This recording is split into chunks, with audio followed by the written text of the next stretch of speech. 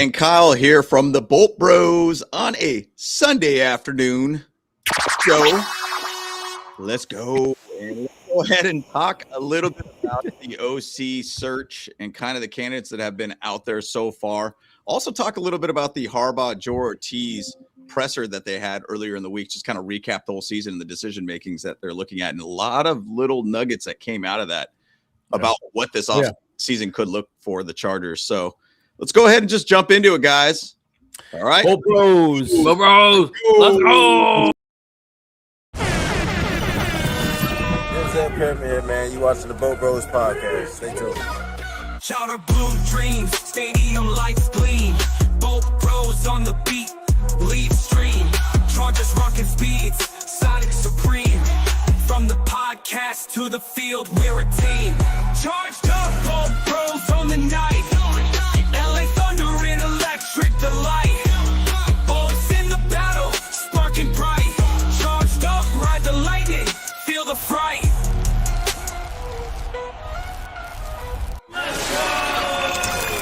You. All right. Here we go. Good job. Good job. A little bit of a random time of when we're going to do this, especially right in the middle of an AFC divisional game happening right now. But hey, guys, nobody cares. Yeah, we want to watch. We don't talk about Chargers. Come on. We don't care about the Texans or the what are they? Patriots. Patriots. The Fakeriots. The Fakeriots, dude. The Fakeriots. Still don't believe that they're right. Yeah, that's it. Yeah, exactly. So, anyways. No doubt. We need to talk about in this video, guys. And if there's people that we're going to talk about today that you think we should go after as well in the interview process for the OC offensive line coach, leave a comment down below as well too. No doubt. Yeah, it's a lot of things that have happened already right after the end of the season. I mean, going back to that game and everything too, it was pretty much just like everybody got to say, get rid of Greg Roman. Guess what? Got rid of Greg Roman. That's step one. You know, even to say Mike Devlin, the offensive line coach, got rid of him. Step two. I think with the presser and everything that Joe Ortiz and Jim Harbaugh talked about, there's a lot of really good nuggets that came out of that to give you kind of an idea of what the heck is going to happen in this offseason. So yeah, I'm excited about that. The one thing I would say, though, I was a little frustrated when asked, is Justin Herbert going to be involved in the interview process? What did he say? Nope. It's going to be me, Joe Ortiz, and why am I drawing blank on his name? Chad Alexander. Chad Alexander. There we go. He might actually be a GM for a team as well too. He might get some looks. Oh yeah. But that really bothered me, and I was like, "Come on, man, Justin, just be involved in a little bit. Come on, man." Agreed. And I was a little frustrated with that. It was probably my most frustrating part of that interview. The rest was pretty good. Yeah. I don't know. What do you think? What do you think about that, Kyle? You know, it's kind of a weird thing. You know, it's like you should have like the players involved in that conversation. Yeah, I mean, at least the captains. You know, like because obviously they're seeing something on the field.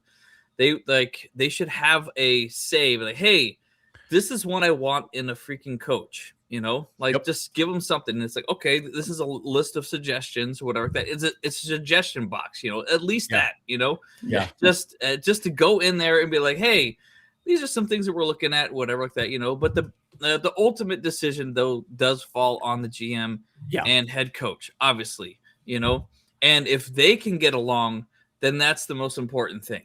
So yeah, one of the things that's interesting, get rid of Becton and Bozeman. You know what I thought about that? 100%. Well, here's the thing, though.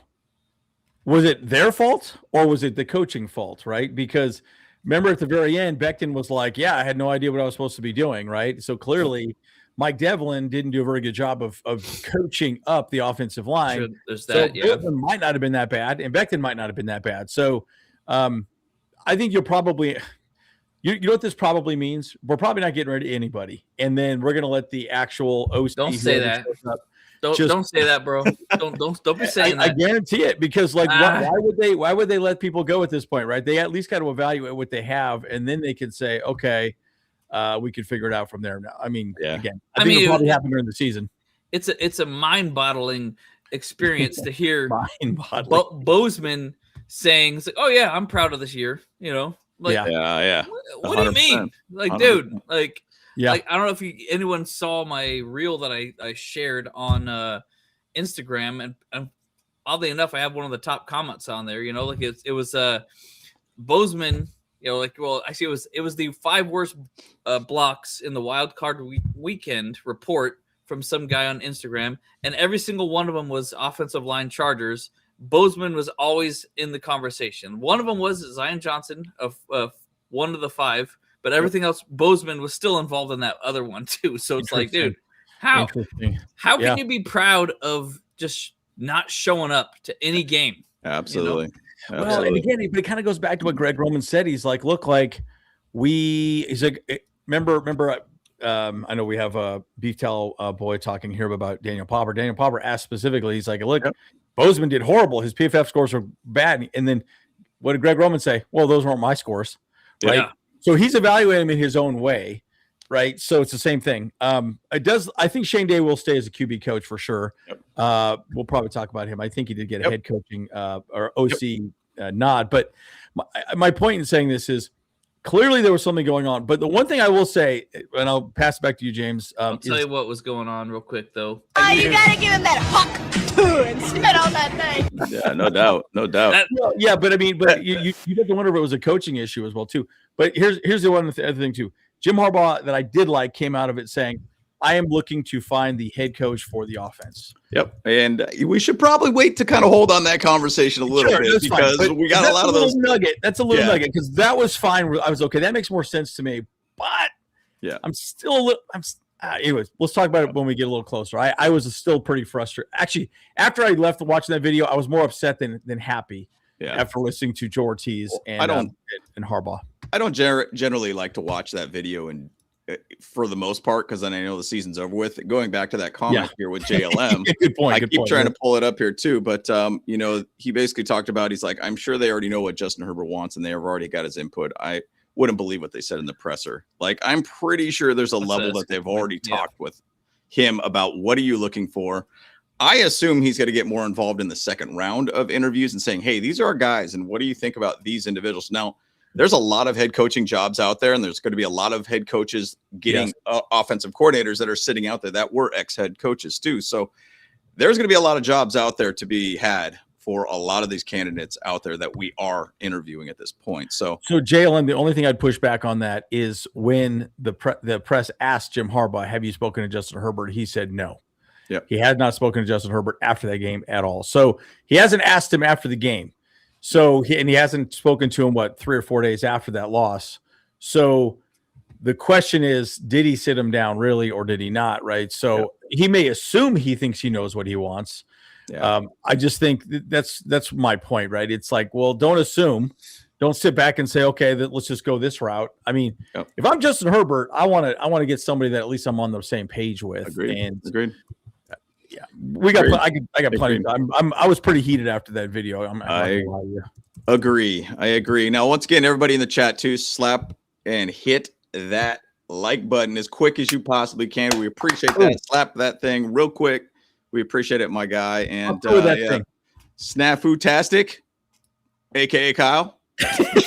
I want someone that can let Herbert cook, and I agree, man. And we'll talk about some of the candidates they've already talked about and some of their positives and negatives and everything too. But to speak about another quarterback that did get a win last night, but then ended up getting a loss also too. Oh man, dude. Bo Nix got a victory last night. Crazy to see. But then also he broke his ankle on the second to last play, and he is out for the season. So that's so weird. Is that a win? Not really at that point. But, here's Jarrett Stidham sitting here hanging out with the Corona in his hand, just mellowing out, just doing his thing. And, you know what? Sean Payton's like, hey, it's go time, buddy. Now you already got the AFC Championship game. Go out there and win one for us, bud.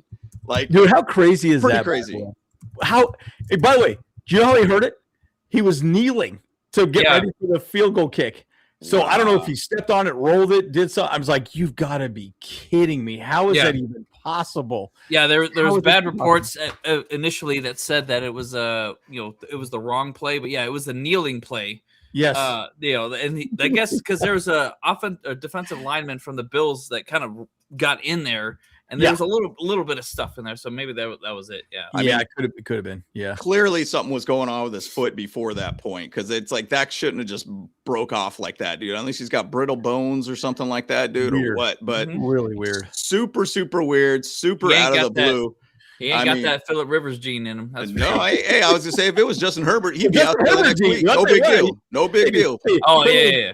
Just don't got that Wolverine blood, dude. You don't got that Wolverine blood. Yeah, he'll put a little Robitussin on and just get right back out there. You know what I mean? Yeah, no doubt, dude. Jeez Louise. Yeah. Oh boy, but crazy situation that happened with the Broncos and everything too. Things are not going to go well for him, in my opinion, with Jarrett Stidham. Yeah. I can't imagine a dude just sitting there chilling all year, sitting on the bench, is all of a sudden just going to start cooking or whatnot. But wow, what a story that would be if it did go that direction. It remind me of something like the Nick Foles situation with Carson Wentz years ago. Right. It would be almost like the Drew Bledsoe to Tom Brady type situation. It would be something wild like that where he ends up finding a way to, win a Super Bowl potentially. I don't think that's going to happen by any means, anybody. So, but crazy situation there for the Broncos. Right. Yeah. I mean, and by the way, their defense hasn't been playing great either. I mean, they gave up 30 points. And by the way, let's feel a little sorry for Josh Allen, guys. I mean, come on. Dude. I felt bad. He was crying afterwards. Yeah. How many times has he been to the playoffs and just cannot make it happen? It's got to get frustrating. By the way, if you are watching the game, it's 10-14 Patriots right now.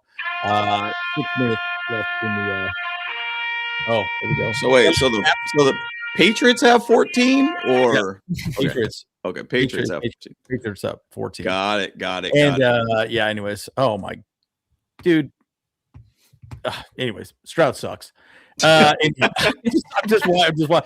try not to pay attention to it, but anyways, guys, bottom line, it was a bit heartbreaking. I was a little bit shocked by it, Agreed. Yeah. So just to take the conversation a little bit further, and we're obviously not looking for a head coach, but there's going to be a lot of head coaches looking for offensive coordinators, and even current offensive coordinators that we've interviewed are trying to be head coaches of teams. So now this chart here kind of shows a huge pie chart of like how many teams are out there trying to find a head coach at this point. Now, the only one that made it official so far, too, actually, is the Giants with John Harbaugh. Yeah. And then Falcons with Stefanski. Yep. He's basically, those are the only ones that are officially done at this point. Now, Mike McCarthy is going to interview with the Raiders after the national championship game too. There's also a lot of interviews happen with the Steelers, with the Browns, with the Titans. I heard kind of potentially Mike McCarthy might end up being the head coach at the Titans. Not official yet or anything too. I have no idea what the Cardinals are doing. I haven't heard anything, and I live in Arizona, so I have no clue what's happening there. Dolphins don't know what they're doing there either too, but there is a lot of positions that some of these guys that we're going to talk about could potentially be a head coach at some of these places. So we'll see where it ends up leading with these guys and what these teams decide to do at this point. So, and Jesse Minter is obviously very heavily in the mix with a lot of these jobs that are pointed out here. Yeah. Question. Yes. Should we seriously consider filing a application for the offensive coordinator position as a 3-headed monster? Oh, it'd be so sick. That'd be so sick. The 3 Bobos on the side. Justin, I love you, buddy. Go out there and make it happen, dude. Let's get this. Let's go, dude. Let's go. Yeah, you know what to do, man. Hey, Audible. Yeah, do it. Yeah, dude. Hey, yeah, no, well, that's what Miguel said here as well too. Exactly. Exactly. Same thing. No, I mean, look, I'll say this. Someone just asked about Jesse Minter. I think he'll probably go to anywhere. He'll probably go to maybe the Ravens or the Steelers. The only ones I could think of personally, just because they're defense first. They saw what McDaniel is it McDaniel? No, McDonald did to the Seahawks, and but look, like he runs the exact same defense as McDaniel. So the Ravens and the Steelers want to see that. So we'll see what happens. I really hope he comes back. I really hope Jesse Minter stays, but we'll see, Yeah, and even to say that too, like, you just realize to your point about the Seahawks and how they basically had such a flip of their team after letting go Pete Carroll, legendary coach. And you got Mike McDonald, who's essentially putting them potentially into the Super Bowl. Old McDonald. Championship game. Old McDonald. There's a lot of McDonald's. There's a lot of McDonald's in the NFL, by the way, dude. McDaniels. Yeah, it's all the same, dude. McDaniels, and a McDonald. So it's like too many mix going on around here. Stupid. But yeah, there's a lot of jobs out there that are could be had, and we'll see kind of where it ends up leading for this too. And it's going to make a difference of what kind of our offensive coordinator we're going to get for this team too. So is it going to be an internal candidate, external candidate? We don't know yet at this point, but there is going to be a lot of traction going on into this week with a lot more interviews too. So I'm excited. One last thing I'll say is when Jim Harbaugh was asked, and I'll just throw this little tidbit out. He's like, okay, do you want to be running power and all these other things? He basically said, no, we're open to everything. So I think that's a good thing. I think the NFL has changed and offenses had changed. So running power, I get it. You want to just out-physical the other team too, but you also have the right players to make that work. Yeah. And when you don't, it doesn't work. We'll talk more about that a little bit later on. But I do, Mike McDaniel runs a very different offense than the Chargers do. Pretty much any other team in the NFL, quite frankly, besides maybe the Ravens and also maybe the Eagles, right? So I'm curious to see what really happens. And this is where the age and the way of thinking Jim Harbaugh is going to be kind of an interesting discussion. Right. Yep. We'll see how it plays out. 100%. Well, I was going to say, before we jump into the conversation with the presser and everything too, I think we just go ahead and just slap on our sponsorship with Sleeper. And we might as well talk about them while we're here and we're at this point of the show, and we'll get things rocking and rolling on that side. So Andrew, you want to take it away, my guy? Yeah, guys, look, you think you know football? Do you think you know more football than the Bolt Bros? I don't know. Then turn your football knowledge into real money with the Sleeper app, the ultimate fantasy sports that can turn game day into a payday. That's right. We at the club. Just download the Sleeper app and pick more or less your favorite players. More status than any other daily fantasy app. Just choose 2 or more of your favorite players from pregame or live. Pick more or less from the prediction stats, and you could win up to 100 times your money if your picks win. Kyle, how often did you win this year? A lot. Just say a lot. Those times. Yeah. Good. But he won 100 times. At least twice. Yeah. Thank you. Good. Use code BOLT Bros and get up to $100 match in your first deposit. Terms and conditions apply. Obviously, see Sleeper's terms and conditions for details. So, my guys. Yes. It's gonna be awesome, and I do still think you get the $20 match as well too if you just open up an account immediately, deposit $20, get $20 match. It's gonna be awesome, no doubt, man. And also you got to risk it for the biscuit, right? That's what Kyle's been doing all season, my guy. So and that's why I've only won twice because that's right. Chicago's big. Big. Yeah. Go big or go home, baby. Hey, those are big hits, right? Those are big hits. Right. You know? Big hits. Yeah, dude. But once again, Sleeper, very much appreciate you guys sponsoring us too, and also shout out to Hog Media too. We appreciate you guys and the support and everything too. So just to jump right into the conversation of the presser, kind of the after season presser, and I always kind of I hate listening to it, because also it's the end of the season, but also I kind of want to understand what their mind is and where their thoughts is after the season has been done too. So we're going to start a little bit with Joe Ortiz and kind of what he talked about too. And he talked a little bit more in the sense of people talked about free agency side of things, asking questions about that, current players that they have on the team. We got a whole heck of a lot of money to spend this offseason. And he was asked a little bit about that. And what he kind of made it sound like is, we got a lot of guys on our team that we want to sign back. Correct. By the way. Yep. I like that. Yep. And I think that's totally possible. And you got to think of the guys that are out there. We could obviously go through Zion Johnson. You go Odafe Owe, you traded for this guy. Trevor Penning's a guy that basically traded for you. Think about depth-wise and where you could develop him too. There's a lot of guys out there. I don't know if Khalil Mack's going to come back. I don't know about Keenan Allen, but he did say he had conversation with some of these guys too. Contracts aren't generally made during the season, but at the same side, there are conversations open about getting guys back. And, Odafe Owe is one guy that said, hey, I want to come back too. And he said he loved being here. So we'll see where it goes. But Kyle, I don't know if you ended up talking a little bit about this or watching a little bit of this and everything too, but what is your thoughts about kind of what Joe Ortiz kind of talked about in the presser? I mean, biggest thing is though too, is I hope he just didn't honestly, I didn't really watch it too much, but I just hope he did not respond to Daniel Popper again and say, hey, we went 11-6, right? That's pretty good, right, Pop? No. Yeah. Hey, I mean, that's a start, you know? Yeah. But we need playoff wins here. You want to be in contention to win the Super Bowl every single year. You got to win playoff games, It's kind of like I don't know. Like I think I've heard some other people saying this, but it's like I honestly don't care about the regular season anymore. As if we have our ticket to the season, we're doing good. Okay, great. I want wins in the postseason. That's where I'm like, all right, if we don't win in the postseason, the season's been an absolute bust, and that's what we've been having for the last couple of years. So yeah.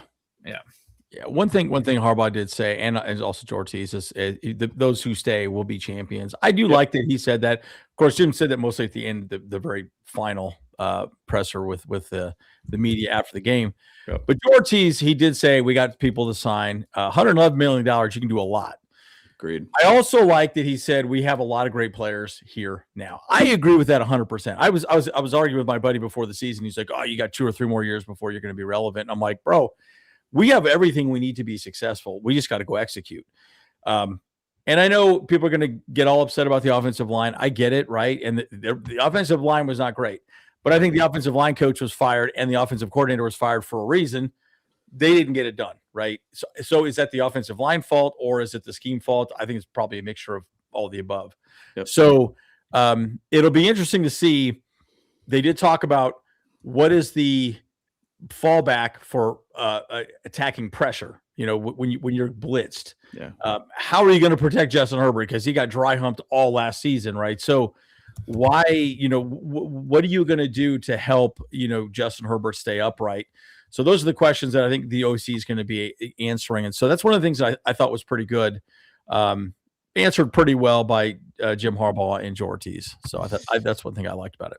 Yeah, and that's a big thing that they're going to figure out. And honestly, we need to say, hey, first off, them making a move of getting rid of Greg Roman was an excellent move just to start the offseason, to give a little bit of confidence to this fan base. Because, one thing that I'll say, everyone's pissed. Yep. After that game, it was like, fire Greg Roman, get him out of here kind of thing. If we had a third season with him, the results probably will be the same. And it's going to be a very stagnant looking offense. Like I've been saying that Justin Herbert is easily a guy that could score you 28 points. I just kind of looked a little bit back at that Patriots game and just kind of make sure my memory serves me correct. We had 2 goal line situations under 5 yards to get a touchdown, and we were not able to capitalize on that.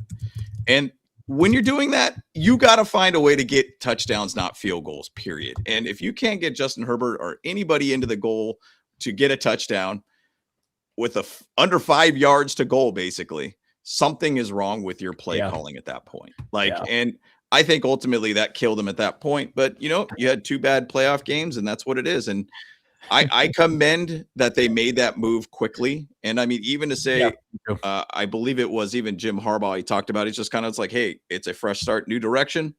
Greg's got a great football mind. He had a lot of success, but it's a fresh start for him, and he's got to figure it out from this point. We'll see where he ends up leading at this point and ends up where Greg Roman ends up going, or if he's not basically going to go anywhere. Maybe that's the end of his career too. Well, I'm sure he'll coach somewhere, but actually you never know. He did take some time off after the Ravens. Yep. 4th and 9 play action still gives him nightmares. I agree. That was a little so stupid. Like, what are we doing? No, nobody bid on the play action. I'll just say this about Greg Roman's offense real quick before we move on. The whole point of the offense was play action. Yep. If that defense does not respect the play action or the run game, guess what? The downfield throws are not going to be open. They just won't, because the safeties won't drop down in the box. For whatever reason, Greg Roman kept thinking, oh, let's just run play action. It's going to somehow fool them. It's not going to fool them at all. The safeties never dropped down, and they stayed high the entire time. And guess what? They just flooded the zone, and there was always too high safety the entire time. So there was they knew the ball was going to go deep, and there was nothing underneath for them to check down to. So it was shocking how stupid these play calls were. I rewatched it again. I was like, wow, what the hell was this guy thinking, dude? And that was bad. Yeah, that was probably the worst game I've seen him call. Yes, you still have to say that New England did a good job defensively. I'm not taking anything away from them, but boy, the play calling made it really easy for New England to be good. Right? Agreed. So, Agreed. That was my issue. 100%. One thing in the presser too, Joe Ortiz specifically brought up about Q and Quentin Johnston. And he's like, hey, look, I love Quentin Johnston. And, I think if you look at what the core of this team is, you got Trey Harris, you got Ladd McConkey, Quentin Johnston. You have 3 pretty solid wide receivers. And even KLS is one of those guys that I think could even cause damage too if he really starts getting things rolling with the system too. Be a great downfield stretcher kind of guy for us. Great speed and everything with him too. And Darius Davis, we'll see what happens with him too. But look, Quentin Johnston has now had 2 seasons back-to-back of 8+ touchdowns. There's only 5 other receivers that have done that. Or excuse me, 4 other receivers that have done that, basically. Yep. So he's a touchdown machine. I do think there's a little bit of a one-note ability with him, too. He's better over one shoulder than the other when he catches the ball. But at the same side, he is a guy that can cause damage and can score touchdowns. And that is an issue here with this team because go back to what happened in that playoff game. We weren't able to score touchdowns. You're not going to win that game by kicking field goals, period. Sorry.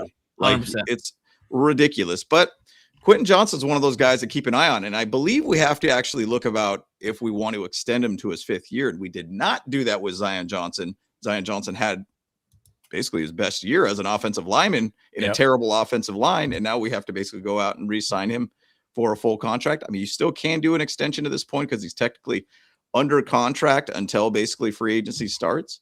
But we will see what happens here with Quentin Johnston. Will he look to extend him for a 5th-year option? We'll see. We'll see. I think so. They like him a lot. There's a lot of people here that they're going to re-sign. Him being one of those folks as well, too. But it will be interesting. I'm curious. Kyle, what do you think about QJ in general? By the way, he's gotten better every year. Every single year he's gotten better. So, I was just going to say that. I mean, as far as keeping QJ is the look, he's been getting better, and him and Justin Herbert are finally starting to gel a little bit more, So I think it would be necessary for us to keep Quentin Johnston. If it happens, I'll be excited for it. But if it doesn't happen, I'm also okay to let him go. I'm fine with it. It's been the only good years he's had so far these last 2 years. The first couple of years were just been, I don't know, whatever, man. He was just kind of a side note, So definitely not living up to his 1st-round draft pick potential that he should have been living up to. Yeah, I mean, if you look at his last 2 years, just to say the 2 years under Harbaugh, 55 catches, 711 yards, 8 touchdowns, had a long of 66 yards, average of 12.9 per catch, which is good. And then 2025 elevated that average per catch at 14.4 yards per catch, 735 yards total, 51 catches and 8 touchdowns with a long of 60. So, he's a weapon. He's a guy that's, if you put him as a wide receiver too, that's some real good numbers. That's some very good numbers for a wide receiver too. It's, to say this, and I know even Matt Money Smith talked about it in Chargers Weekly, Lad McConkey is one of those guys that probably should really be your wide receiver 1 at this point. And he needs to have a little bit more catches. I mean, they talked about how Keenan Allen kind of took away a little bit of Lad McConkey's thunder in this season. So let's see if they focus a little bit more on Lad McConkey for this next off season too. So this is a great comment by Chris. I want somebody that can scheme guys open. Great. Greg Roman was not good at that. Terrible. Guys, did you? I watched the 2 games yesterday, and it was amazing watching the Seahawks play. Look, Aaron Donald, I keep saying Aaron Donald. What's his name? Sam Darnold? Sam Darnold. There we go. Golly, dude, I'm getting all my names all mixed up here. Anyways, he's not a great quarterback, but guess what? Right. The scheme opens people up, right? Same thing with Jared Goff with the Lions, right? So why can't you do that with Justin Herbert? I don't understand. A lot of the way Greg Roman's offense ran was very much gap. We can talk more about that a little later on, but also the gap run scheme. But it was also just deep. All right, Justin, use your arm, throw it deep. And I just think that's not really the way it's going to work, right? Yeah, the downfield stuff, but you can also make it easier for him, like Chris is suggesting here. Just keep it simple. That's how Tom Brady won 7 Super Bowls, right? He didn't throw the ball deep. He didn't have a great arm. He had an okay arm. So I don't know. I just feel like it's so easy to say, Justin Herbert, just sling it. Okay. But also you got to figure out the game plan. So it's kind of frustrating. Well, that's just it, man. I mean, you can't make plays that need to be developed over 3 and 4 seconds long when you have an interior line that is that bad. Sure, we have receivers for it, and we have the arm for it, but you don't have protection for it. So exactly. So that's just, it all falls apart on the line.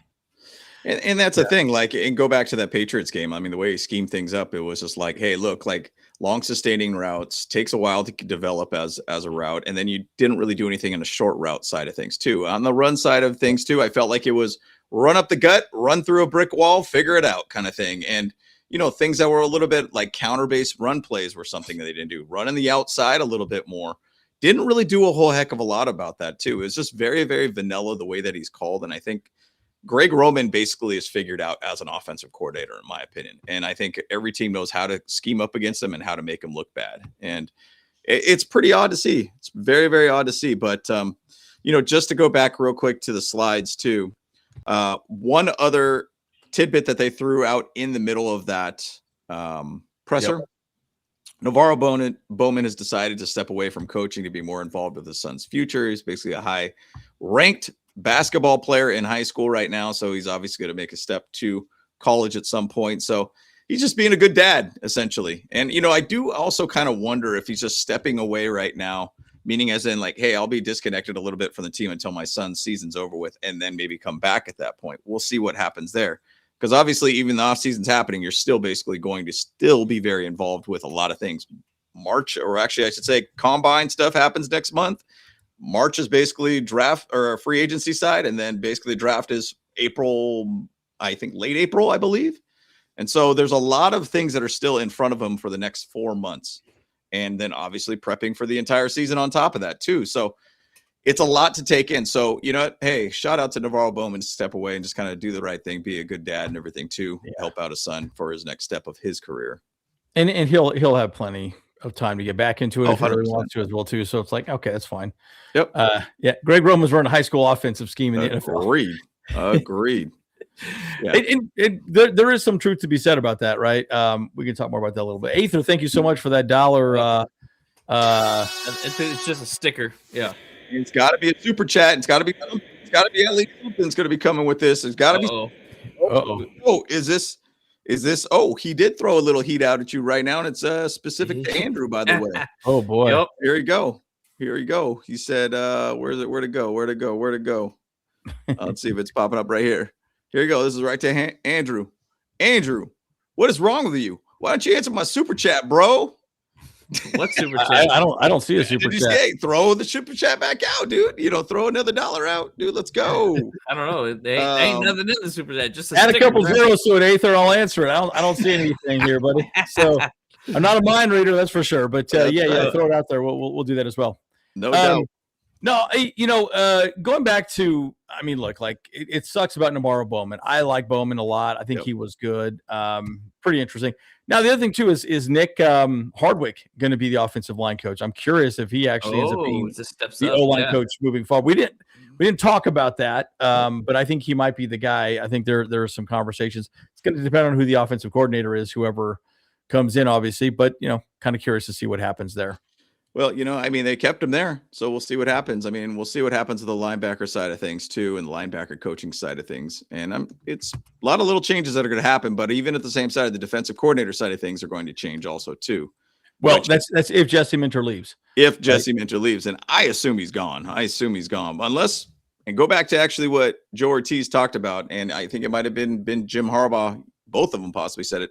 Hey, they're more than willing to open it up to keep him around, but you know, at the same side, they have put a system in place for change. And I'm just going to bring over right to Jim Harbaugh because he has built a system. He has an ecosystem of coaches out here that are designed to, if there's changes, we got the next guy up if we want to basically bring him up too. Correct. And so like going back to like the whole Jesse Minter conversation, Klingsdale will basically be the defensive coordinator. I'm just going to say it right from the get-go. I guarantee he's going to be the defensive coordinator because he came from Michigan with Jim Harbaugh and Jesse Minter. He's been under Jesse Minter. Klingsdale, what he's done as a defensive back, or excuse me, a DB coach, he's taken guys like, you know, Tarheeb Still, Cam Hart, Dante Jackson, and even to say Tony Jefferson, it made them really, really good players and got the best out of these dudes. And these are guys that you're not paying a ton of money to, guys that are even back-end draft picks, and made them really good. So if he knows the system, and I assume he does because he's been under Jesse Minter, he's going to be just a plug and play at that point. Now, you hope that you're going to get the same kind of simplicity of a system like Jesse Minter does. Every new head coach and coordinator is going to be a different idea of how he wants to run things. But I think there could be a very good continuity from that point too. So just to kind of jump a little bit on Jim Harbaugh's point about talking about his ecosystem of having the next man up type thing. So I don't know, Andrew, if you had any topic or any discussion on that or thoughts on that too, that'd be great. Yeah, I mean, look, I think that works too. I don't know. Klingsdale's been good. He's been a very good coach. I will say this: we have one of the largest coaching staffs in the NFL, and why is that? I often wondered why. Well, the reason being is it's all a succession thing, right? So let's say Jesse Minter leaves, there'll be somebody that will step in place. He wants that continued system moving forward. So it sucks losing a DC or an OC. Yeah. Now, nobody cared about the OC. Obviously, Greg Roman had his own way of running things, and we could talk more about that a little later when we talk about the OCs. But the defensive coordinator situation, I think you're right. Klingsdale could be good.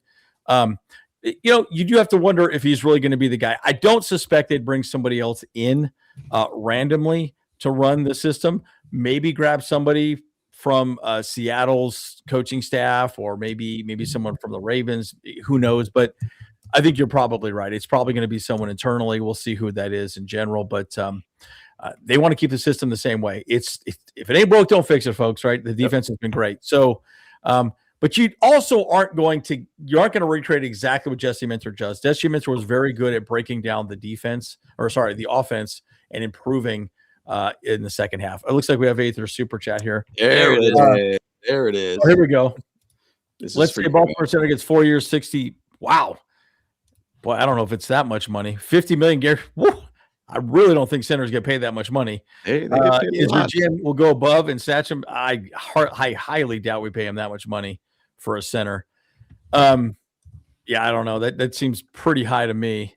But I mean, he's a very good offensive lineman and a very good center too. So, but 4 years, $68 million plus a $50 million. We need to throw the bag at somebody. That, dude. I don't know. What do you guys think in the chat? What do you guys think about that? That seems excessive to me. I say, do it. Pull that trigger, man. Well, I mean, you look at Creed Humphrey, $72 million contract, average $18 million a year, $50 million guaranteed. Oof. You got Cam Jurgens, Eagles center, $68 million, $17 million average a year, $43.3 million total guaranteed. Dudes are getting paid. I mean, even to say Drew Dahlman was the guy that I thought would be a perfect fit for this team, and he's absolutely been a stud for the Bears, which is a team that has had terrible situation with O-lines for years.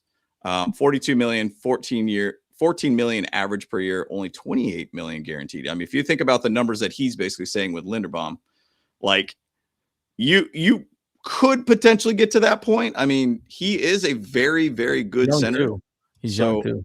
Yeah. And he's young. Yeah. And he's a young dude. And he's from basically the Ravens. So it's kind of a similar situation here. You know how it is. We always get Ravens guys over here. And obviously Joe Ortiz was over there. Also Chad Alexander was over there too, as basically coordinate or actually assistants. So they've seen what Linderbaum could do. I mean, if you look at what Linderbaum did last year, his overall grade was 80.2 per PFF. He was 5th in the league in centers. That's pretty good, even with an issue with Tyler Huntley or Lamar Jackson basically as a quarterback. He was 83.7 in run block grade. It was just 4th in the league, only 22nd in pass block grade at 63.4. But that will be a major upgrade for the Chargers if we had a center that could do that. 100%. 100%. Yeah, I think there's a lot to be said about that. I think seems like a lot of money to me for a center. I think Nico here says it right though. No matter what, if we allow Bozeman to block for Herbert again, we can only expect the same result next season. And look, let's not let's not mistake this. Remember, Bozeman was a backup center before he became a starting center for the Chargers. So he was never the guy. But then we gave him the opportunity, and he wet the bed. So, he's not the guy. We have to move on from Bozeman, and that will make it. That's just absolutely has to happen in this free agency, 100%. Great. Yeah. I to me that kind of seems like tackle numbers, but I guess that's a good point. Center be interesting. Everyone keeps wanting to draft the centers too. Drafting centers is pretty rough too, right? Again, you got to remember they're running the entire offense. I also think Zion Johnson might have been a really good center. They tried him last year. He didn't make it. I'm still a little confused as to why he didn't win the job over Bozeman, but it is what it is. But so like I said, I think whoever the offensive coordinator is going to be, I think they might end up just keeping all the players and then seeing what they want to do moving forward. Because they can let people go. You can let Mekhi Becton go right before the season starts. His money's not guaranteed until the season starts anyways, right? 100%. I'm sure there's going to be a time when you can let him go and you can figure that out. I'm not sure exactly the ins and outs of his contract, but yeah, I just think bottom line, it will be interesting to see who they do hire as the OC. I suspect they're going to try and find somebody that's just going to, how are you going to keep Justin Herbert healthy? The guy has been beaten up in the NFL a lot. We do not want another, what's the guy from the Colts? Andrew Luck situation. Yeah, I agree. Where he walks away with the NFL because he's gotten his ass kicked every single week, right? It's not a very fun game to play. Yeah. Yeah. And he's justified to do that right now, honestly. Mm-hmm. I mean, he's been sacked just as many times as Andrew Luck has at this point. I think even more now, right? Yep. So he's getting beaten out there, man. He's a freaking punch bag. So beaten up. Yeah, man. So we'll see what happens. I mean, I'll just say final thought about Tyler Linderbaum. There's probably going to be the Ravens still obviously trying to go after him to sign him. The Chargers obviously I think should be going after him. And with John Harbaugh going to the Giants, I mean, I think it's John Michael Schmitz Jr. who is their center. I mean, he was not ranked very well as a center. Even on the run block, he's kind of mid-tier in a sense as a center for the league. I wouldn't be surprised if he finds his way to the Giants in some way or another, because obviously you get a guy that's a continuity piece, a guy that's basically been from the system of John Harbaugh. You assume at this point he'll try to bring his guys over there, and that could be just a piece that ends up going to the Giants too. So there's going to be a lot of teams bidding for his services. So yeah, we'll see what happens. But I'll say one other thing too. George, he's not going to overpay for players either. He's not going to do it. He did even mention in his presser that he's not going to go out there and just blow money on the contract. Ron Tabasco, Brandon Staley, they didn't seem to care. It's not my money. We'll just spend it, right? So not going to do that. So he's going to be judicious with that money moving forward. And I think he's smart because look at Joey Bosa. Why the hell could Joey Bosa never stay healthy with the Chargers? Then all of a sudden he's like completely healthy with the Bills, which is freaking aggravating. But aggravating. But my point in saying this is these long-term contracts, he's not going to start doing that, right? He's just not going to start throwing money all over the place. So, don't expect big money from free agency, in my opinion. But at least Joey Bosa learned from his past mistakes and threw his helmet to the ground in the tunnel, not on the field. Yeah, true. True. Exactly. Yeah, true. Just to kind of put a button on the press conference with Jim Harbaugh, I know we're about to just jump right into it. I'm going to segue right into the head coaches that we have interviewed for the offensive side of things. One thing that Jim Harbaugh said is, look, offensive coordinator needs to be the head coach of the offense. Yep. He wants a guy that just manages it properly, and he is the head coach of the offense. And that's, I think, what every coach needs to be. If you're the linebacker coach, you need to be the head coach of the linebacker coach. You need to take control of that position and be the guy for that side of the team. I think that's one thing that I love to hear from Jim Harbaugh, because he ultimately wants to trust his coordinators that they're doing the right job. Correct. And kind of makes me feel a little bit like Greg Roman kind of had no idea or no control of the offense at this point. And I think that he was maybe being a little bit hard-headed and trying to make some adjustments at any point. So we'll see where it ends up leading and what offensive coordinator they feel good about it. And that could be that head coach for the offense. Now, taking a step forward, they jumped right to internal candidates, and Marcus Brady was one of those guys that they went after. So, Andrew, I want to hear your thoughts on this too, and then we'll jump to Kyle, and then I'll kind of give the final thoughts a little bit on Marcus Brady. Yeah. Well, I want to just talk about the offensive coordinator role in general. Then we can talk about Marcus Brady as well too. Sure. But let's just talk about like what Greg Roman's scheme was, right? So again, it was play action and it was gap, right? So you're talking about running gap power or power, Harbaugh calls it God's play, right? The whole point of that system is you got big, maybe less athletic type of offensive linemen, right? If you noticed, we've been drafting tackles. We've been drafting big dudes. Another guy that we grabbed from the the Ravens was Ben Cleveland. Ben Cleveland's a big freaking guard. He's like 330, right? So the reason why gap works in a system is you put extra people in the A gap or B gap. In theory, that should work, right? Less athletic, but just bigger, can move bodies. NFL sniffed all that out, right? You saw it this last year, especially in that playoff game. He could not run. They kept running between the tackles, and strangely, the Patriots are really bad at running outside. You want to run outside the tackles, yet they never did it. Moving forward, the play action play game is not really going to work. That's really what Greg Roman tried to work. Obviously, you run the ball, they respect the run, safety drops, throw the ball over the safety's head. That's why there was 5 and 7 step drops in the pass game. Did not work. Yep. I think it's going to be interesting because if you start running outside zone like a lot of these other teams are doing with McDaniels, with all these other players, pretty much a lot of teams are running outside zone. The reason why you can get away with that, you can have a worse offensive line, smaller linemen, maybe a little more athletic, and allow the running backs to pick the gaps they want to run into. It's a little more like an option route. They don't have to say, oh, we're running A gap or B gap, because you don't just jam the bodies in the A gap, B gap, right? You just overload that area. So it'll be interesting to see if Jim Harbaugh moves away from what he knows with these gap run concepts, because that's what he's done his entire career. Hopefully he will. I personally think that's where this should go. I just think the gap run scheme isn't going to work all the time, and they just obviously, what's the definition of insanity? Doing the same thing over and over again, expecting a different result. So I'm curious to see if Jim Harbaugh is open to someone like a Mike McDaniel or somebody that's going to run a very different type of scheme, from the Shanahan tree or McVay tree, one of these guys, because they don't run a lot of power. They'll mix it in there occasionally, but I'm curious to see when we start talking about these offensive coordinators if he does do that. He did say it was going to be a wide net, so I don't think it's going to be specific to what his idea is physicality, which is what he likes. So I think they're going to really open it up and go from there. But yeah, I mean, we could jump into and just kind of chat with them if you like. Yeah. Well, I mean, getting Marcus Brady, that would really just be a Band-Aid, if they went with him. Like there's no real way that he would actually be a long-term guy. I mean, he does have like offensive coordinating like experience. He was with the Colts as an offensive coordinator for a while. But right now, like just the biggest thing with this pick though is that it has continuity to it. Because he's been closely connected with Justin Herbert for the past little bit now, so that could be a good thing with it. But I just don't know. Like they can't just pick him, because they have to fill a need right now. They have time to make this decision, so they can't just do that.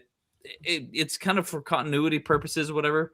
I suppose the only reason why that they would want him over like Daboll or McDaniel or something like that, is if they just get along with him better, that's just the biggest thing, what's the biggest thing with it when it comes to recruiting, stuff like that? Are you a good fit for the company? Are you a personality that this company likes? That's the biggest thing. It's like, it's history. Obviously he has experience, whatever, yada, yada, yada. But overall, I think he's just like a fallback guy, more of a contingency plan if everything else doesn't work out. Yeah. And they were definitely at least going to look at the people internally. Right. And I think, 100%.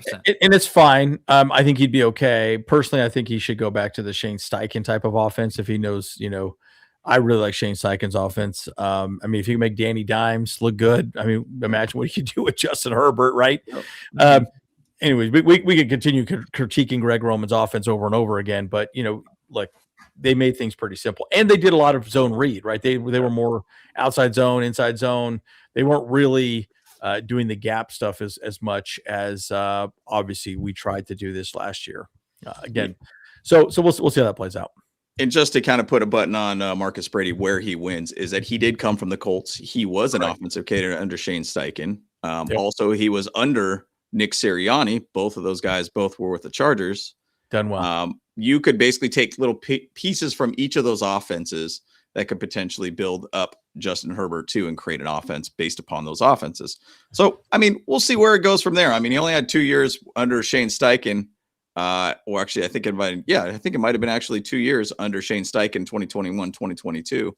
Yeah. And then he was 2 years under Nick Sirianni with the Eagles, offensive consultant and senior offensive assistant. So there could be that pieces from those systems that could help basically Justin Herbert unlock a little bit more as, he continues to grow with that offense. So we'll see. I would say he would be the only one internally I would feel comfortable being the offensive coordinator. Again, they're not caring about our opinion, but I think at least he has a resume that would make some sense. Yep. Again, Shane Day, I love Shane Day to death, but I don't think he's probably going to be the guy. I know Justin Herbert really likes him as a QB coach. So they probably view him as too valuable there as a QB coach. So we'll see how that plays out. But yeah. Well, it goes right to basically Shane Day as the next slide here. So and giving you a background of this, I mean, he was basically a guy that was with the Niners. He was also with Michigan too as an offensive quality control coach.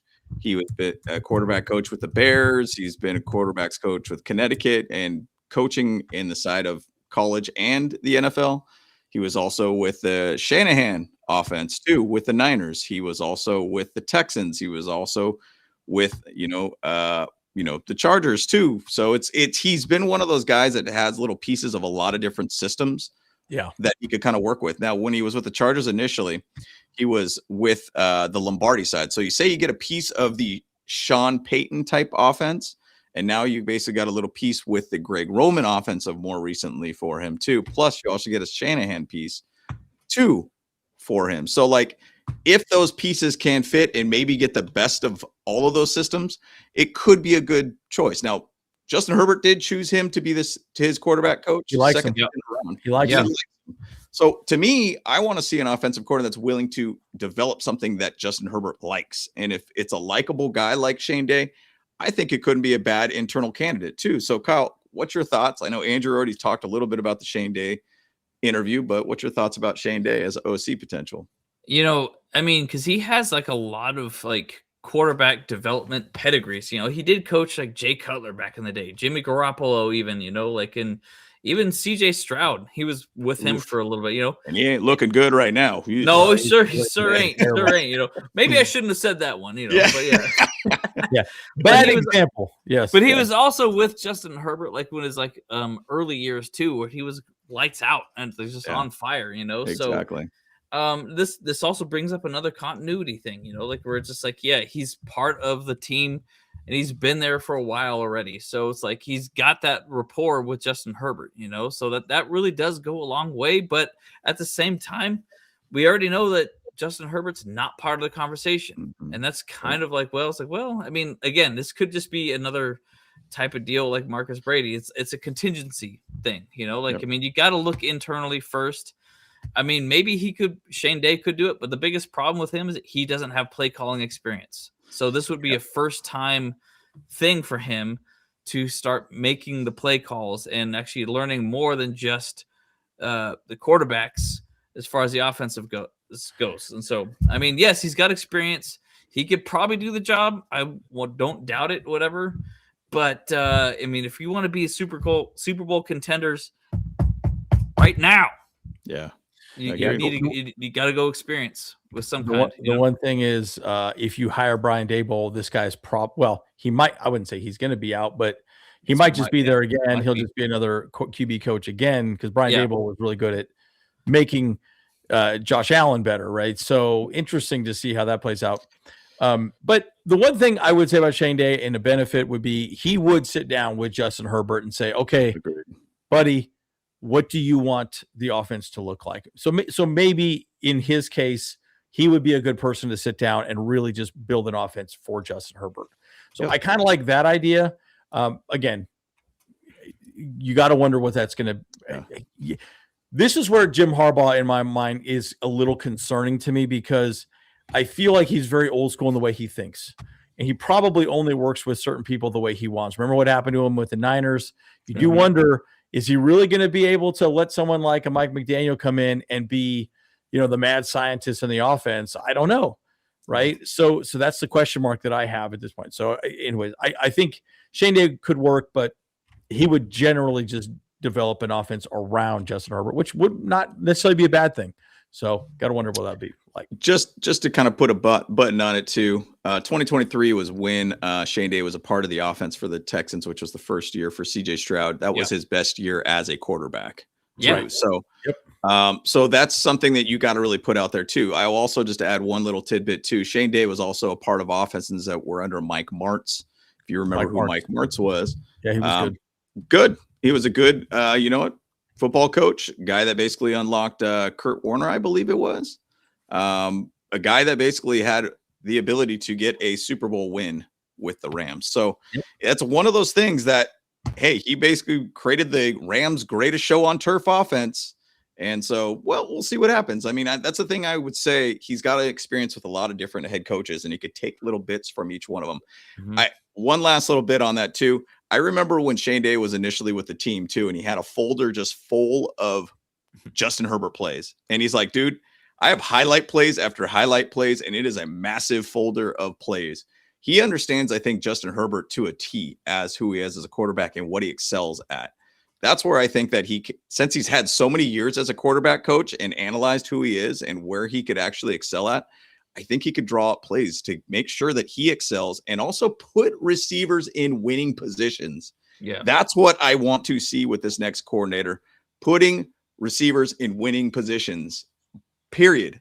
Greg Roman was absolutely frustrating the way that he was constantly putting receivers and clustering them on one side of the field and just putting them in long developing routes. It was really frustrating to see. Can we see some short game, allow guys to cook, allow guys to have yak? If you really look at the Broncos side of things too, if you watched the game yesterday, it was a lot of short passes and allowing guys to use their legs, creating yak plays versus basically very long developing type plays that potentially could be big hits, or it could be an interception, or it could just not go anywhere too. So put the ball in the receiver's hands, allow them to succeed. Yeah. One other last thought. I know we talk about QJ and people have different ideas on, like this is a good example. Tat says, I don't think QJ be here if we sign McDaniels. I would disagree with that. The reason why I say that is, McDaniel likes fast guys, but he also was the head coach. He's not going to be the head coach. He would be the OC. So he's not going to say, cool, let's just get rid of this guy. Right. We got him for another year. The yak conversation is important because, why did you want QJ? Yak. Yak. He was not used that way at all under Greg Roman ever. And like my view was like, man, put him in the slot. You're usually going to work a smaller slot corner and, get this guy to get some yak afterwards. I mean, you can work that system pretty easy with QJ. And it's weird. I just kind of felt like Greg Roman didn't do a good job of utilizing the players he had. It's kind of like that whole, hey, this is what we're running. Better figure it out. He did that with the offensive line, clearly, with Mekhi Becton not knowing what to do. But we do have a nice super chat here from Action Dan. Hey, my guy, let's go. Hey, guy, what's up, dude? What's up? So, James, you want to read this one? Ooh, there we go. $10. Appreciate that, my guy. So if McDaniel or Daboll does not get an HC job, they will be jumping for OC, possibly for a lesser price. Yep. Also, I'd rather have 1 year with a proven system than having another OC experiment. And agreed. Yes, I agree. And the thing is, though, with McDaniel, he's more probable to be an HC somewhere. I think, to be honest, I think he's going to the Raiders. I mean, a reason why. You think Daboll will go to the Raiders? No, McDaniel. I don't think Daboll is not going to be a head coach. He's going to be an OC somewhere. And that's where I think he's going to end up leading with the Chargers. He's going to land with the Chargers. That's the way that I view it as. Now, McDaniel, him going to the Raiders, we'll talk about him here shortly too, because I got some slides on him, but he's going to have a young quarterback. He's going to have Fernando Mendoza. We already know what the number one pick is going to be. It's Fernando Mendoza. The Raiders are going to the national championships tomorrow to scout him and everything too. The guy's an absolute stud. He'll be a good quarterback. They need an offensive-minded head coach to get him right, period. And to be relevant in this division, you got to make sure your quarterback is good, because Raiders don't have a good quarterback. So, yes, I think McDaniel's going to be the Raiders head coach. It fits like a glove for him. And has the ability to develop a quarterback. I mean, I think they'll pay him a lot too. Yeah, and they'll pay him a lot too. Exactly. Yeah. So we'll see what happens there, but that's my thoughts, and that's what's going to potentially happen. I'm just going to pretty much say that McDaniel's not going to come to the Chargers as an OC. I just don't see Yeah, it. I mean, yeah, you're probably right. I think he's one of those. He's young enough that I think a lot of teams will want him. And the freaking Raiders overpay for everybody, dude. And Like 5 coaches that's still on the payroll. They're Like, still on the payroll. I think it wasn't Gruden's getting paid up until like last year. Like Gruden's still getting paid. He's So still dumb. getting paid this year. Yeah. like they are wasting. They're such a stupid organization. Why don't they just bring back Gruden? Just like whatever. Like, Well, already no, on the that was the payroll. rumor. They were talking about that. Yeah, they were talking about that. So yeah. pretty interesting. But thank you again, Action Dan. I appreciate that. Yeah, Another thank one. you. By the way, Thank you. I wish I had met you. I think I left right before that game. Obviously, that game was pretty frustrating, as we all know. But anyways, Funny story. While we were watching the game at the Bull Pride 602 party, we were standing there and just me and Dan were just sitting there just chatting about the game. And that's when the interception happened. And I was like, we're not moving from this spot and we're going to stand here for the rest of the game, man. Because when we stand here, good things happen. And then we ended up not standing there. And guess what? The game went awry. So it's all your fault.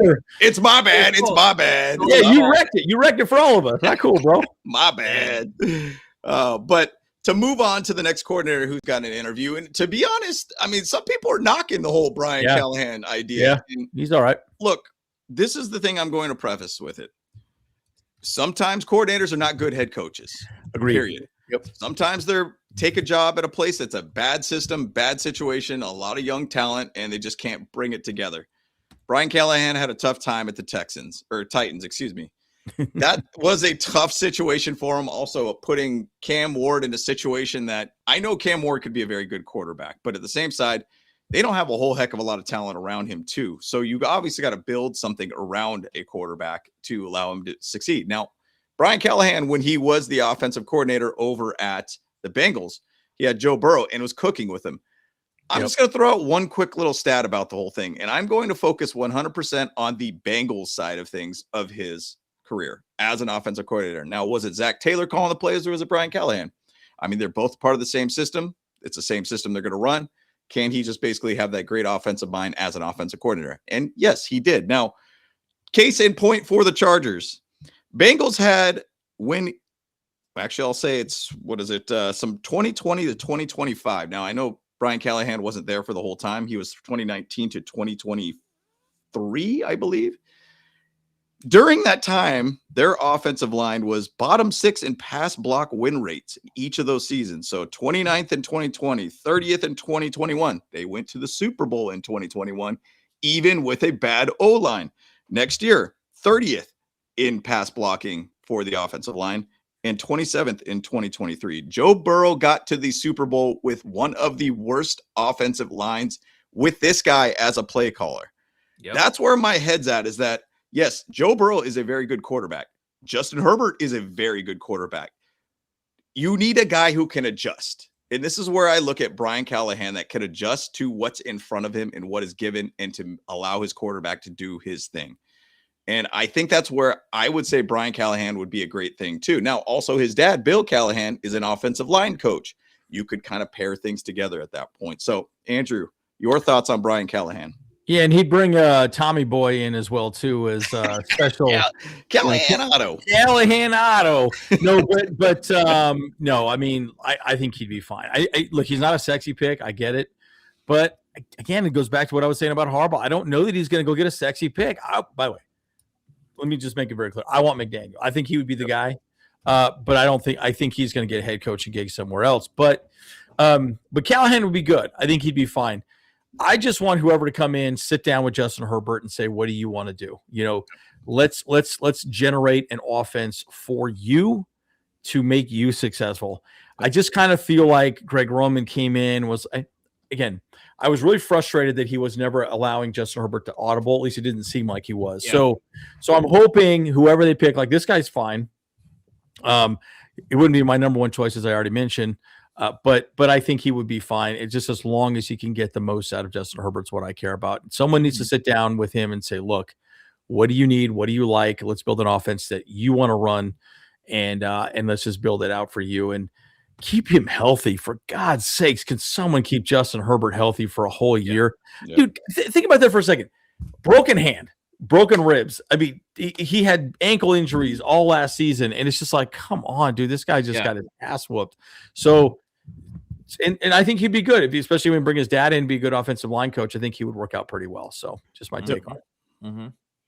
Yeah, I mean, I agree with you guys. It's like he's not a super sexy pick, but I actually think as of all the coordinators that we've currently interviewed, he's the top choice. Currently interviewed. Just saying that, because currently, yes. Yeah. For sure. But because look, he did, like James was saying, he did great with Joe Burrow. Joe Burrow had the worst offensive line out there. They still made it to the Super Bowl with him. This guy even he had freaking, I looked up his history a little bit. He had even coached up Peyton Manning when he was in the Broncos. So I mean, there's not much you can coach Peyton Manning at that point in his career, though, of course, but he's seen greatness and he knows what it takes to be a great quarterback and to run a great offense. And I'm not mistaken. Was he there when they won the Super Bowl with the Broncos too? That would have been Super Bowl 50. So 10 years that would ago, have been 10 years ago plus. Yeah.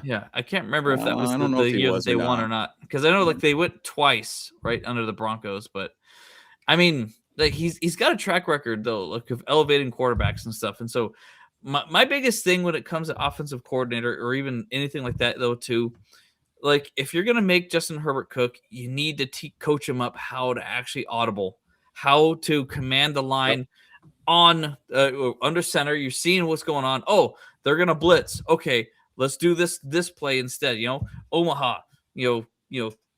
Freaking do the Tom Brady and all that stuff, man. All the great ones are doing that. So, but the biggest thing is it's just a shame with Callahan, man. Dude, he's only had 1 year at the Titans, and instant cut. I was like, dang, for real? Okay. Yeah, and he did win the Super Bowl with the Broncos. So he is a Super Bowl champion coach with the Broncos back then. So, and the whole thing about Brian Callahan and what I'm looking at for offensive coordinators, winning in the playoffs, period. I want you to be able to win in the playoffs. And he got to a Super Bowl with a terrible offensive line. It was actually, I think, historically, one of the worst offensive lines ever to get to the Super Bowl under Joe Burrow in 2021. And even if I just put more of a stat on it too, offensive lines that he was dealing with the Bengals at best was at 22nd in 2023. When he went to the Super Bowl, his players were ranked at 29th in the league. 2022 is 31st in the league, and 2020 is 27th. I'm sorry, I jumbled on the different dates there. But bottom line, he's had terrible O-lines, and I don't know if that's a part of his system, but I think it's the same side. I think the Bengals offensive line still has not got any better. Maybe it's a Zach Taylor issue more than anything. So I think it would be a good choice with Brian Callahan. I think he would be a good addition to this team too. And he has won in the playoffs and got to the Super Bowl. Plus, as a coach, won a Super Bowl too. So I think it's a good resume. Safe choice. Yeah. I think, again, you're not going to see, fireworks like you would with Mike McDaniel potentially, but you would see he'd probably get along with Jim Harbaugh. That's the other thing I would say. And that's going to be a meshing of personalities, right? And that's going to be the required thing there too. Now, I'm just going to actually jump over to one other actually a couple different slides here. One, Brian Daboll obviously too is set to interview. Basically, he's also being interviewed as a head coach for the Titans too. Kind of an interesting situation there too. Yeah. Daboll, what did he do best? He unlocked basically Josh Allen. And that's a thing that I think you could say, hey, Josh Allen and Justin Herbert are very similar type personalities and similar type of quarterbacks, big body guys, strong arm, can use their legs. Daboll comes over here. We got another guy that's a short, chunky dude as an offensive coordinator, but a guy that basically can coach players and get the best out of them. So I think it could be a really good choice for him. And to be honest, I don't think he's getting a head coaching job. He's going to be an offensive coordinator. If I'm going to put it, of these coordinators that have been, probably interviewed other than the internal candidates, it's going to be Daboll or basically Callahan at this point that will be the offensive coordinator, or they will only be offensive coordinators for whatever team they end up going to. They will not be head coaches. Yeah. I do wonder, actually, I'll say this. Brian Daboll, I think, would work out fairly well. I think he could be the guy.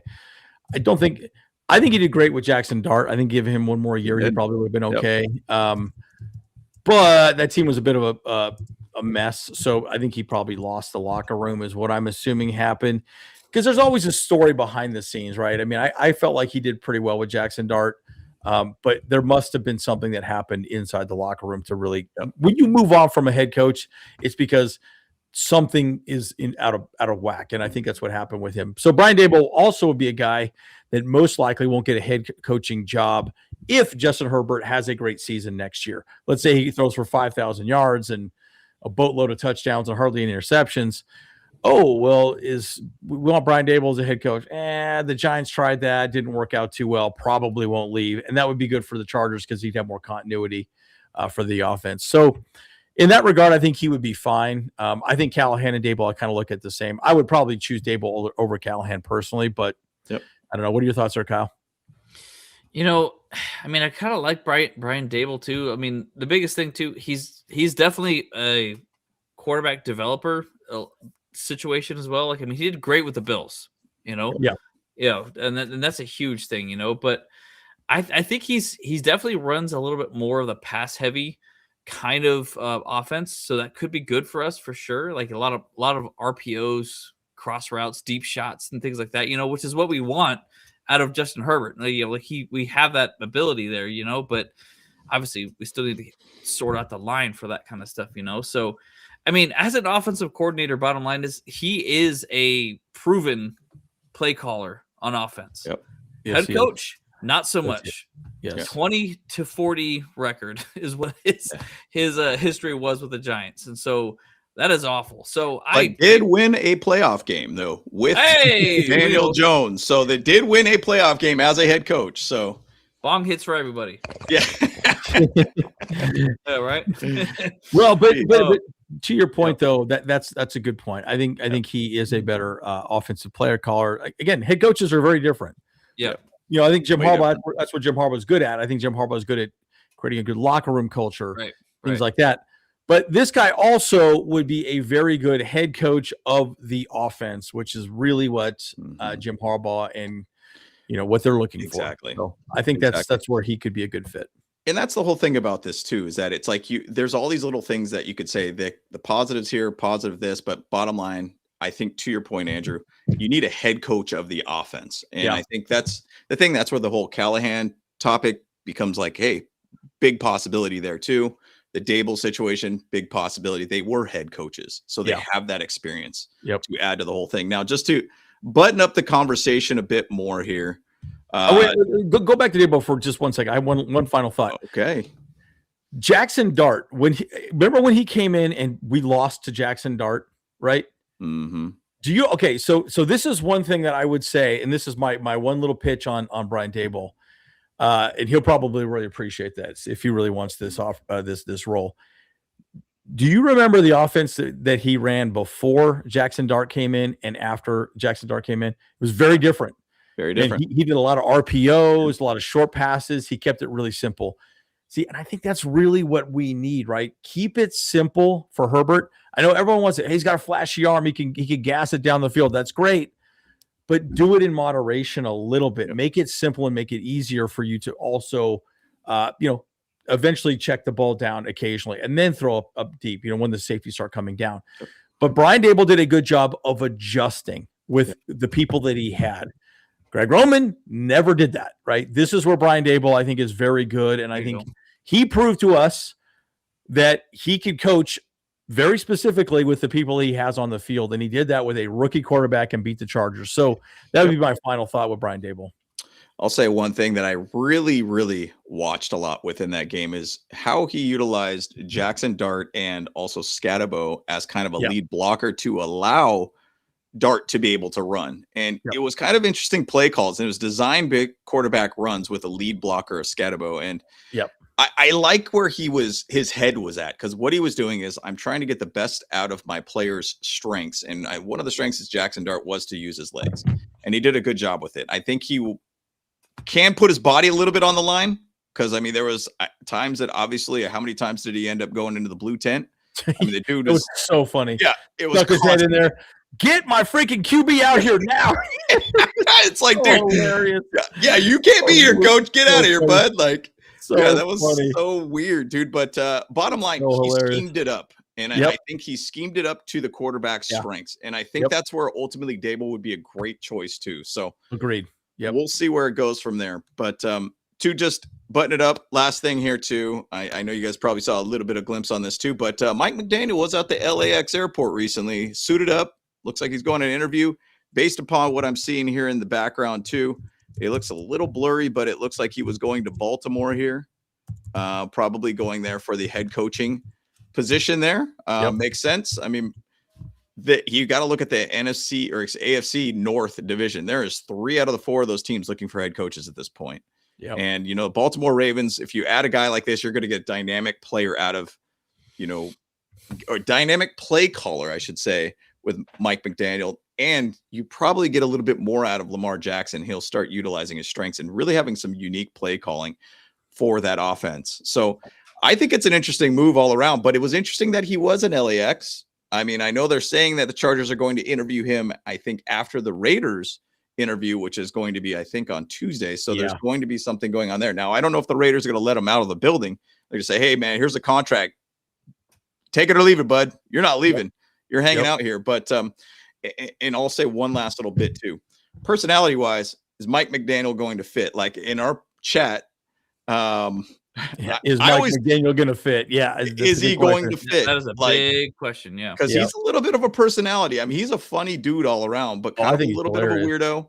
But the one thing I always kind of look at Mike McDaniel, like I said in our chat, in our personal chat about this, he's that guy that hangs around the vape shop with a souped up Honda Civic SI. That's the way that I've always viewed him as. Like, he's just kind of that dude, like, hey, man, I'm rocking a sweatpants kind of situation. I pull up the sweatpants legs. I don't know why. Like, it's just kind of a weird little situation there. But bottom line, the guy knows how to get a lot of strength and putting players in positions to win, which is great. He got a lot out of Tua, even Quinn Ewers when he was working with him. He looked pretty good too. Ewers looked good. And so ultimately, I think Mike McDaniels would add a lot of dynamic play calling, but I feel like he's going to be a head coach somewhere. So, Kyle, I want to just jump to you, just your thoughts about Mike McDaniel coming potentially as an offensive coordinator to the Chargers. I mean, honestly, like he's probably like the best pick out of all the available options as of right now. We'll just say it that way. But you're right. He's such a personality. It's like in our group chat too, I mentioned that the same things. Like, this guy rambles in those pressers all the time, you know. Just imagine, you know, he's gonna ramble off and do say some weird things. Harbaugh's doing that already too. We may as well just find someone on the defense side if Minter goes to do the same thing, you know. So it's like, man, like, you know, the Harbaugh.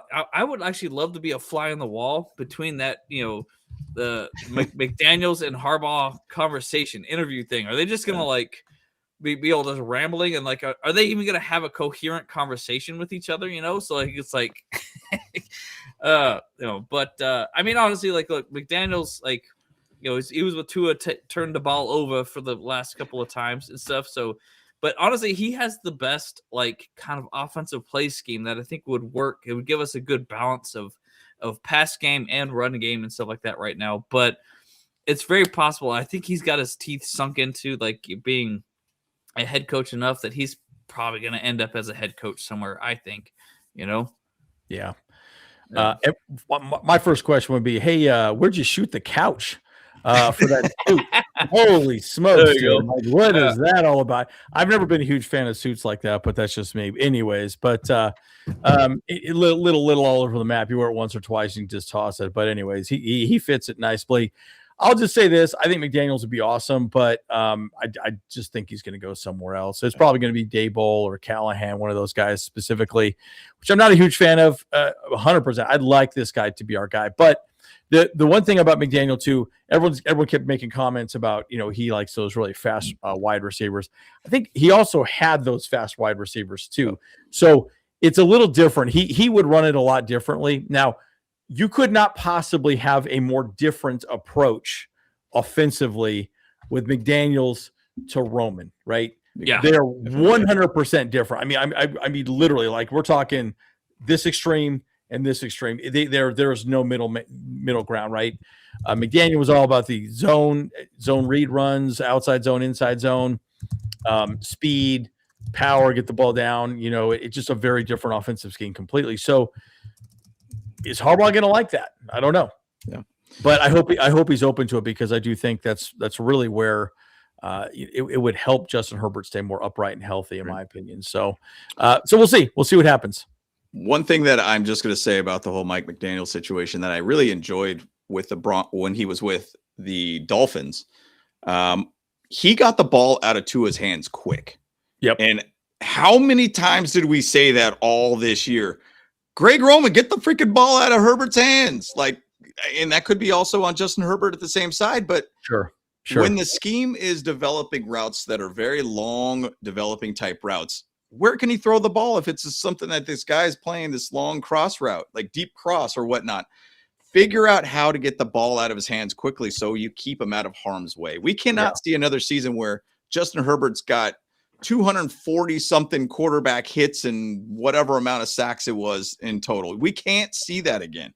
No. Like, you got to scheme something up to make sure Herbert does not get beat up. And I mean, Mike McDaniel did a great job of getting the ball out of Tua's hands. Now, once again, Tua did also become a veggie a couple different times, but that could be on himself. But and that's what I was just going to mention. I was like, hang on a sec. I mean, if you're saying that Mike McDaniel's going to protect Herbert that way, I'm like, hang on a sec here. Yeah. How many times did Tua get a concussion here? You know, so it's like, yeah. We'll see. We'll see where it goes. But he wasn't hit as often as Justin Herbert was, and I think to your point too, James. Justin Herbert did hold on to the ball a little too much this year too, but it was also the play calling. He didn't scheme up short plays or anything like that, or screens for hell's sakes. Yeah. Throw a couple screens, do something simple, you know, like, come on, man. Like, anyways, there's just so much that could be said about all that. That's the past, but you know, we'll see how it goes. If I had to place a bet today, it'll be Daboll most likely. That would be my take on it. Actually, is that available on Sleeper? Actually, that would be interesting to see if it's on Kalshi or something like that. Anyone want to look that up? Because I'm curious. Probably market or Kalshi. I'll give my final thoughts. I know this. We're definitely over on this one too. So my final thoughts would be this. I think it'll be Daboll, most likely. I think that's a good hire. That's a good safe hire. I think it'll work. He'll gel with Harbaugh. We'll see how it plays out. Having said that, the thing about Daboll too, I think he would develop an offensive scheme around Justin Herbert, and he's done it, and he's been a head coach, and he most likely won't be a head coach anytime soon, unless he wants to take a job at the Raiders or something like that. If Mike McDaniel turns that job down, I kind of doubt him not doing that, right? But we'll see how that plays out. But look, bottom line, you need somebody to unlock Justin Herbert. Losing 3 games in the playoffs in a row. Only 3 games he went to the playoffs. He lost all 3 of them. That's rough, right? He needs to find somebody to make it easy for him to succeed, and it's not all on him. So whoever they hire needs to be that guy. Somebody needs to somehow sit him down and say, look, dude, it's not all on you. Last year, Herbert had to play hero ball with a broken hand, and he did it. There were games where he did it. You need to find an offensive coordinator to make it a little easier for him to be successful. Yep, I agree. Yeah. Kyle, last thoughts. Yeah, I mean, even with the prospects of Daboll and McDaniel on the table, I still like Brian Callahan, over both of those guys. The guy has even more recent playoff winning experience, going all the way to the Super Bowl as well.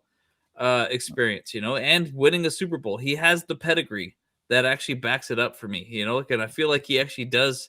He unlocked Joe Burrow, gave him the opportunity to be potential MVP candidate and stuff like that. This is something that I think that we need out of an offensive coordinator. It would be a huge improvement over the crappy, outdated gonorrhea play calling that we've seen, in recent years. So yeah, that's right. That's the new name for the coach who will not be that we just left. Got rid of. So Giro, yes, gonorrhea. Yeah, that's right. Gonorrhea. And just like James said earlier, it's like sometimes it's it takes a whole different skill set to be a head coach. So, and that's kind of what we saw with Booty Stank as well. So, and that's kind of what I'm saying there. So, like, I like Callahan as of right now. So that's kind of my pick for this whole head coach or offensive coordinator hunt right now. Yeah, and just to say my final thoughts too. We'll see where it ends up leading. I'm sure there's going to be some other candidates that pop up too. I know also some of the candidates have been kind of coming out from the Rams and everything too. We'll see if anything comes up, maybe from the local guys in Los Angeles, from the Rams side of things. There you go. But I'm going to say one little bit here about the Jesse Minter conversation. Personally, the way that I view it as is Jesse Minter is looking at two places, Ravens and the Steelers. If he doesn't get either of those jobs, he's coming back. That's the way that I view it as. Yeah, why would you go to the Raiders? I mean, why would you go to the Browns? Why would you go to the Titans? Like, it's just bad situations at that point. And so to me, Jesse Minter fits well as a Ravens or a Steeler head coach. I think those are systems that they could just unlock very easily for him, and I think he'll have a good situation there. But we'll see. And I think to be determined on that. I did just see that the Steelers did have a second interview with Brian Flores, once again, a defensive head coach. They have a second interview with him, so they're starting getting closer to that point of making a decision. The Ravens interviewed Shula and also Chris Shula, that is, for a head coaching position, and Nathan Shieldhouse, I think is how you say his last name, from the Rams too. So a lot of people like him as well too. He's a younger guy, he's only like 35. Young dude, young cat, man. 35, 35. Yeah, crazy. So ultimately, we'll see what happens with the offensive coordinator side of things, and we'll keep you guys posted on everything here too. But we appreciate you guys jumping in to the video. A little bit longer of a show today too, but a lot of topics that we wanted to kind of go over too. That's so, right. Yeah, guys, absolutely. Leave a comment down below. We're the Bolt Bros. We'll see you guys in the next one. Bolt Bros. Let's go. Hey, what's up? Cameron Dick here watching Bolt Bros podcast. Let's go. Charged up, Bolt Bros on the night. LA Thunder in electric delight. Bolts in the battle, sparking bright. Charged up, ride the lightning, feel the fright.